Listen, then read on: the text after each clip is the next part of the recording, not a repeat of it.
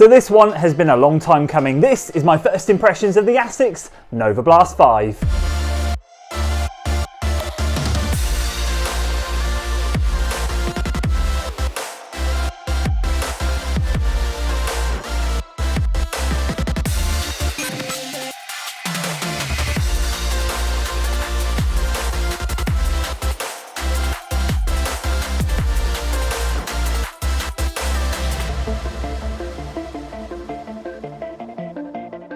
So if there are three things that are certain in life, it's death, taxes, and me reviewing a NOVABLAST shoe. You have to remember, the NOVABLAST version 1 was probably the first shoe that ever made me go, wow, it was absolutely incredible. And I've tested every version since. And I tell you what, I'm really excited for this one. I've put 3 runs in it already, and I'm excited to share my thoughts with you. And the reason I'm excited is because I really didn't like the NOVABLAST version 4. I was not a fan of that midsole foam they used, and this is a pleasant upgrade. So as always, with first impression reviews, let's dive into how I tested them, give you a quick technical overview, and then give you my first impressions. Oh, and a very quick disclaimer, this is a pair of shoes that I purchased with my own money. No one has sent me this shoe. Let's dive in. So in terms of testing, as I said, I've managed to put 3 runs in this shoe already. Normally I just do a couple before giving you my first impressions, but it ended up coming on a Thursday, I think it was, and I'd already got my next couple of videos planned, which gave me a little bit longer to test out the shoe. So the first thing I tested it in was a workout. Now naturally, the NOVABLAST 5, or the NOVABLAST line I should say,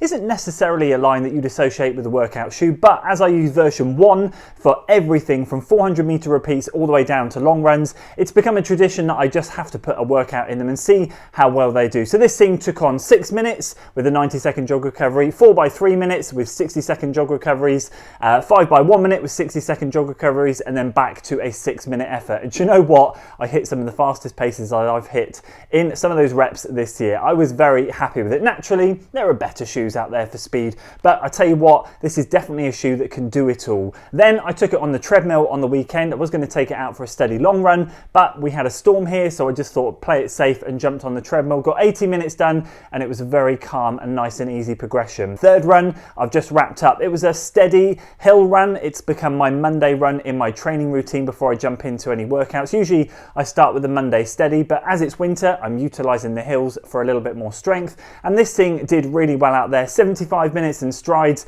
and I tell you what, I bounced my way around those hills. They were absolutely incredible. And just before I give you my thoughts, let's dive into a quick technical overview. I'm sure you've seen a million videos from a million other influencers that got this shoe early. However, I'll just give you my quick thoughts. True to size, I went UK size 13. We're talking about a 41.5mm stack in the heel, 33.5 in the forefoot, meaning it's technically not legal for races. 8mm heel to toe drop. And I tell you what, I noticed that stack height in the version 4. It's a little bit less noticeable and a little bit more faster in this version I found. And in my UK size 13, we've lost 7 grams, which is absolutely fantastic. We've gone down to 325 grams or 11.4 ounces. If we start our way at the heel counter, talk about the ankle collar, tongue, lacing, upper, midsole, and finish with the outsole. So as you can see, the shoe is a little bit dirty. I know it triggers some of you. I apologize, but I don't really, because I use these shoes out on the trails, and most of them are okay. There are some connecting trails at the moment. They're a little bit sloshy, but most of them are very, very runnable. So it did get a little bit dirty this morning, but the comfort in this shoe is back. I really enjoyed what this shoe has done on the upper as well as the midsole. So we've got a little bit more of a snugger upper, I found. The NOVABLAST 4 I found was a little bit baggy, and what I loved about the version 1 was its snug fit and very bouncy midsole. That I feel has come back in this version. Engineered mesh upper, engineered jacquard mesh upper I should say, that runs all the way around.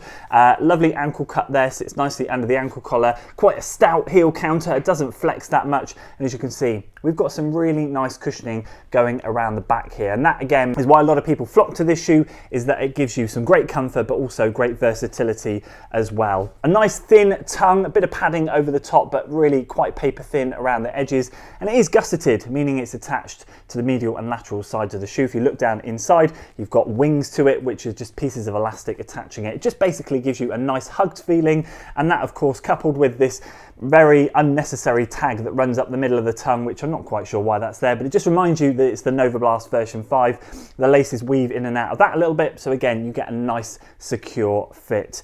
As I've mentioned, I have to say, very, very comfortable upper. What the NOVABLAST does often for a lot of people size down half a size. I've never sized down. I always appreciate the full thumb width at the end. And as you can see here, I have quite a wide foot, but it has bunched a tiny bit. I slipped my foot out with the laces done up, which again, I appreciate probably triggers some of you, but I thought it was good for you to just show you that it has got a tiny bit of bunching there, so there's some good room in the forefoot, as per every other NOVABLAST version I found. And overall, it's extremely comfortable in the upper. But the midsole is really where it shines. I have to say, it very much feels back to where version 1 was. It gave that, although a slightly heavier feeling, because of course we've got lighter speed day shoes out there, plus the huge stack in this shoe. I've got to say, the bounce is back, the responsiveness is back. You get a lot from this shoe. And honestly, this third run I did today really shined. It really showed me that the version 1 kind of magic is back in this shoe.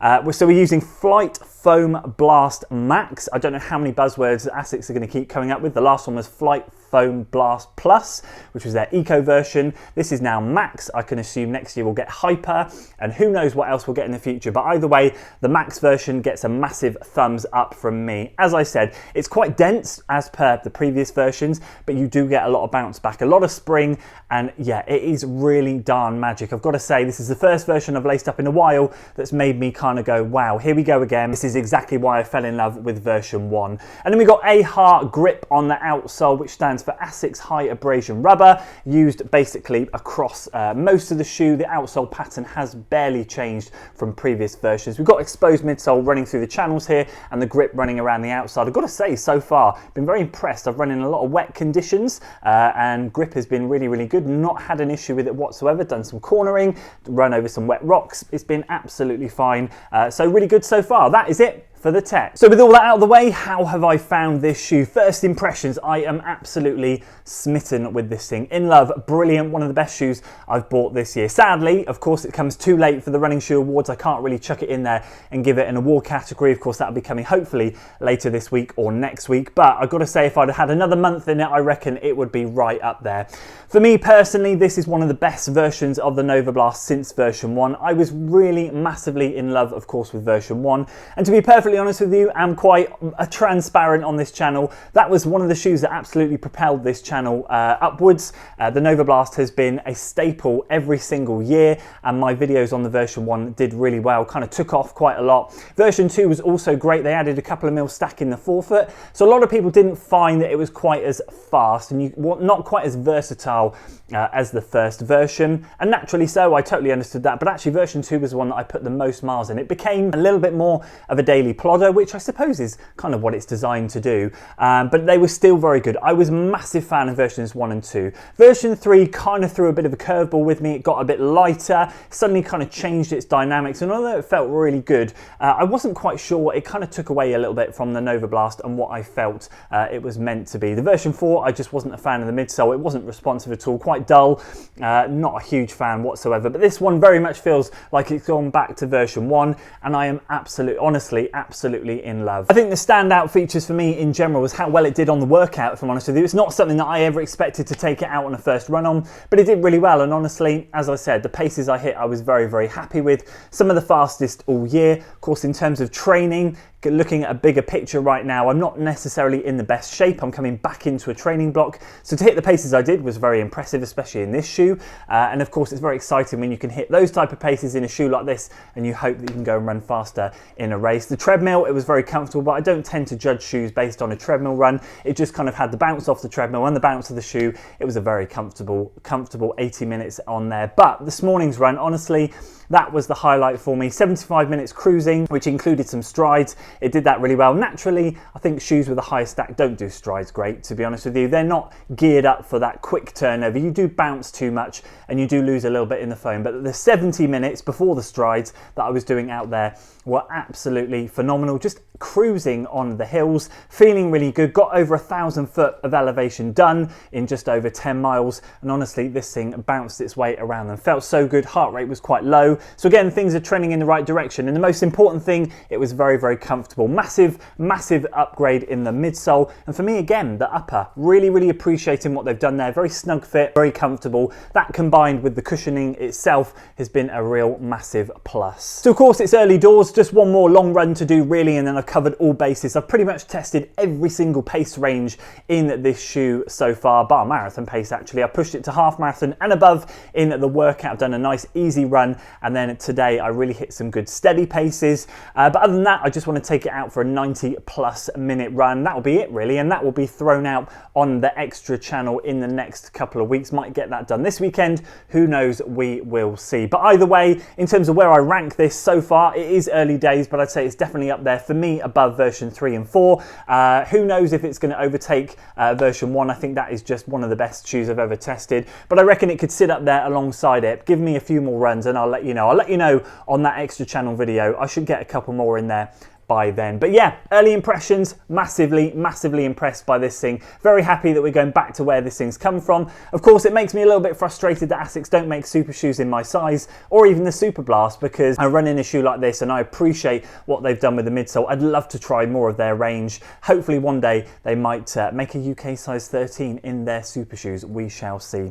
So there we go. That is it for me for my first impressions of the NOVABLAST 5. Very good. I'd love to hear if you've picked up a pair and what you think so far. Are you a big fan of them, or are they something that you're not quite a fan of? I know in previous videos I had a lot of people say you love them, but some people say the NOVABLAST range just does not work for you, and I can totally understand that. Do let me know in the comments below which one you guys are. That's it from me today, guys. I hope you enjoyed this one. If you did, please do give it a like, share it with your friends, and of course subscribe to the channel for weekly running content, and I'll see you on the next one.